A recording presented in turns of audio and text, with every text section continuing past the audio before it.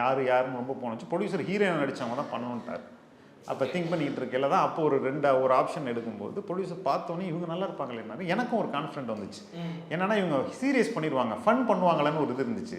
ஏன்னா இவங்களோட fun serious ரெண்டுமே இருக்குது படத்தில். அதனால் வந்து பார்த்தா அவங்க இன்டர்வியூஸ் எல்லாம் எடுத்துப்பாங்க. அதில் அவங்க 3 சிஸ்டர்ஸும் சேர்ந்து ஒரு ஃபன் ஒன்று பண்ணி பயங்கரமாக அந்த இன்டர்வியூ தான் நம்மளுக்கு இதாகிடுச்சு. கான்ஃபிடென்ட் கொடுத்து அவங்கள்ட்ட போய் சொன்னேன். பயந்துக்கிட்டே தான் சொன்னேன். சொல்லும்போது அவங்க சொன்ன உடனே நல்லாயிருக்கு பண்ணலாம் அப்படின்னாங்க. நான் சொன்னேன், இல்லை காலையில் யோசிச்சுட்டு காலை சொல்லுங்கள் அப்படின்னு. யோசிக்கிறதுலாம் இல்லை, நான் பண்ணுறேன். இல்லைங்க முனிஷ்காந்த் சார் பண்ணுறாரு, யோசிச்சுட்டு காலை சொல்லுங்கள். ஏன்னா நான் ப்ரொடியூசர்கிட்ட சொல்லும்போது இன்னும் நான் கான்ஃபிடென்ட்டாக சொல்லணும் அப்படின்னேன். கன்ஃபார்மாக நான் பண்ணுறேன் கிஷோர், நீங்கள் போங்க அப்படின்ட்டாங்க. எனக்கு சர்ப்ரைஸாக இருந்துச்சு. ஸ்பாட்லேயுமே வந்து உங்களுக்கு தெரியும், ஒரு சின்ன ஒரு ஹெவியான சண்டையும் இருக்கும், சின்ன ரொமான்ஸும் இருக்கும். இதில் வந்து கெமிஸ்ட்ரி ஒர்க் அவுட் ஆகலைன்னா அப்படியே ஃப்ரேமே காலியாகிடும்.